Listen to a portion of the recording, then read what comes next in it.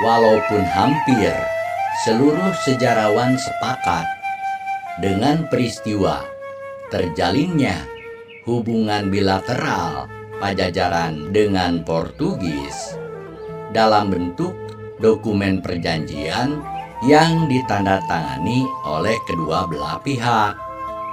Namun, mengenai tempat pemancangan Padrao sebagai tanda wilayah yang akan dibangun benteng, loji, dan gudang Portugis, terdapat perbedaan pendapat.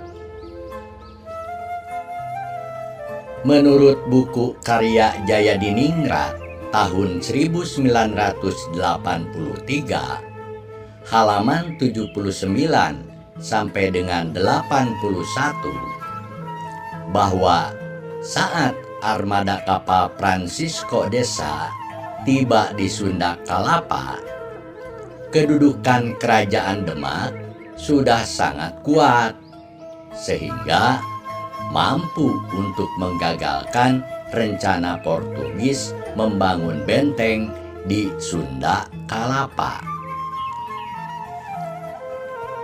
Sebelum armada kapal Francisco de Sá dari pelabuhan Banten kembali ke Malaka, ia pun mendirikan sebuah padrao di sebelah barat pelabuhan Sunda Kalapa pada tanggal 30 Juni 1527 Masehi, yaitu di muara sungai Cigiudi atau Cigede Cisadane. Pendapat Guilot dalam bukunya tahun 2008 halaman 41, saat akan melakukan perjanjian dengan Pajajaran, Francisco de Sá membawa seorang notaris. Dalam akta notaris tahun 1527 itu dapat menjelaskan bahwa Francisco de Sá turun ke darat diikuti oleh sejumlah pasukan Portugis yang membawa bendera kerajaannya, lalu mendirikan sebuah padrao sebagai tanda penguasaan daerah tersebut, sesuai dengan perjanjian yang dibuat Enrique Leme dan Raja Sunda tahun 1522 Masehi. Pihak Portugis menyebutnya Raja Samian, maksudnya Sang Hyang Surawisesa. Adolf Heuken adalah seorang pendeta Katolik Jerman yang tinggal di Jakarta selama 50 tahun. Ia memiliki pendapat yang berbeda dengan Guilot. Dalam bukunya yang berjudul The Earliest Portuguese Sources for the History of Jakarta tahun 2002 halaman 84 sampai dengan 90 dan halaman 122, ia menyanggah pendapat Guilot. Pertama, mengenai tempat perjanjian dan pendirian padrao tahun 1522 tersebut bukanlah di Banten Girang dan muara sungai Cisadane. Tidak mungkin Portugis dan penguasa Sunda setelah melakukan perjanjian di Banten Girang pergi ke muara sungai Cisadane yang berjarak 60 km ke sebelah timur untuk mendirikan padrao tersebut. Lebih masuk akal jika perjanjian tersebut terjadi di Sunda Kalapa. Kemudian mereka pergi tidak jauh dari sana ke muara Sungai Ciliwung untuk mendirikan padrao. Kedua, peta tahun 1540 Masehi yang digunakan Guilot untuk mendukung argumennya menurut Heuken tidaklah tepat. Tempat yang seharusnya berdekatan satu sama lain diletakkan di tempat yang salah. Peta ini hanya menunjukkan tempat Francisco de Sá menempatkan padrao. Bukan berarti Enrique Lemme juga meletakkan padrao di tempat yang sama. Heuken juga mengatakan bahwa lebih tepat jika benteng yang dijanjikan tersebut berada di Sunda Kalapa, karena dapat berfungsi sebagai pelindung untuk kota pelabuhan yang sangat penting kala itu. Sedangkan jika benteng tersebut dibangun di daerah Calapa atau Kelapa di Banten Girang, maka benteng tersebut kurang berguna, karena daerah Kelapa di Banten hanyalah sebuah perkampungan biasa. Menurut Heuken, bahwa bukti akta notaris Portugis tahun 1527 Masehi yang digunakan Guilot untuk memperkuat argumennya tidak mengatakan bahwa Francisco de Sá mendirikan padrao di tempat yang sama dengan Enrique Lemme.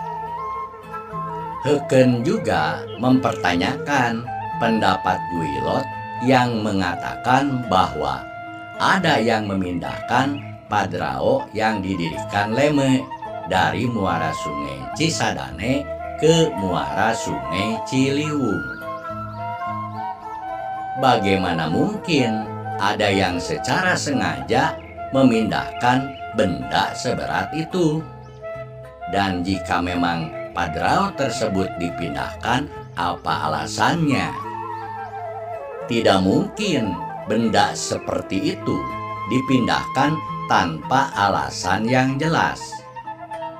Memang jarak pendirian dan penemuan padrao sangatlah jauh, yaitu 400 tahun. Tapi untuk berpindah tempat sejauh itu sangatlah kecil. Batu padrao tersebut juga tidak mungkin terbawa arus air sampai ke muara Ciliwung, karena berat padrao tersebut lebih dari 100 kg. Ongko Dharma dalam makalahnya yang berjudul Pelabuhan Sunda Kelapa dan Kesultanan Banten tahun 1995 halaman 71 menyatakan bahwa hubungan dagang yang terjadi di Sunda Kalapa pada masa kerajaan Pajajaran sudah sangat luas dan ramai daripada bandar-bandar dagang lainnya. Perdagangan di Sunda Kalapa sudah mencapai Palembang, Lawe, Tanjung Pura, Malaka, Makassar, Jawa, dan Madura. Sedangkan para saudagar asing yang berdatangan adalah dari Malaka, India, Cina, Arab, dan Portugis. Pelabuhan Banten hanyalah bandar kedua terbesar setelah Sunda Kelapa. Berdasarkan pernyataan tersebut, kita dapat menganggap bahwa perjanjian tahun 1522 lebih mungkin terjadi di Sunda Kelapa yang saat itu masih bagian dari wilayah kekuasaannya Pajajaran. Pernyataan Ongkodarma memperkuat dugaan bahwa benteng yang akan dibangun oleh Portugis memang di Sunda Kelapa. Kemudian Raharjo dalam bukunya Sunda Kelapa sebagai Bandar di Jalur Sutra tahun 1996 halaman 47 dan 48 menyatakan bahwa dalam usaha menghadapi kekuatan Demak dan Cirebon yang terus-menerus berupaya mengembangkan wilayahnya ke arah kerajaan Sunda, menyebabkan secara politis Pajajaran berusaha untuk membina hubungan baik dengan Portugis yang telah menguasai Malaka sejak tahun 1511 Masehi. Untuk itu, Sri Baduga Maharaja Jayadewata alias Prabu Siliwangi mengirim utusan yang dipimpin oleh Raja Muda Sanghyang Surawisesa. Selain selaku putra mahkota yang akan bertahta di kemaharajaan Pajajaran, Prabu Anom Surawisesa juga memerintah kerajaan daerah Sangiang sekitar Jatinegara sekarang.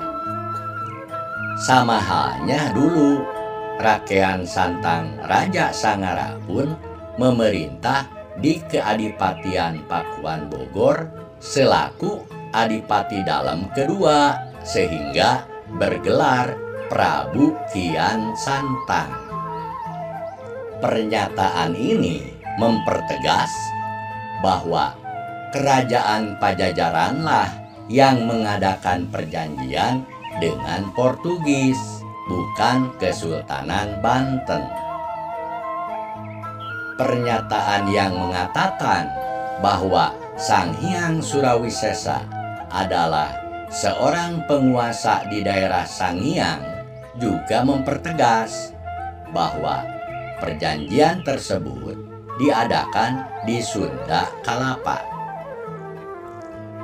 Guilot sendiri hanya menyatakan bahwa gelar Sanghyang atau Sangyang adalah sebuah gelar kebangsawanan.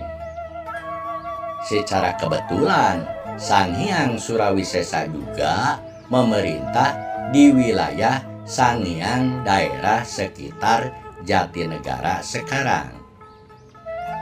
Sedangkan Guilot mengatakan bahwa Sanghyang adalah penguasa di daerah Banten.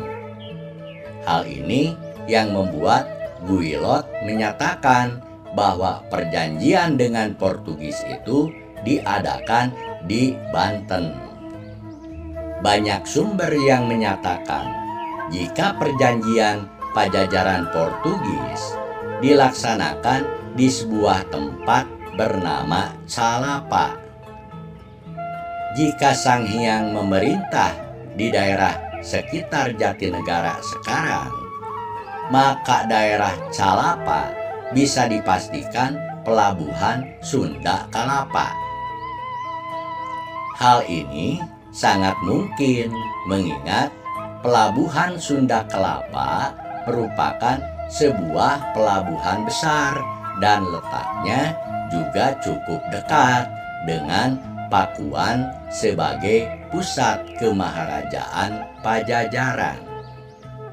Pembangunan benteng yang akan dilakukan oleh pihak Portugis juga akan lebih menguntungkan jika dilakukan di sebuah pelabuhan besar.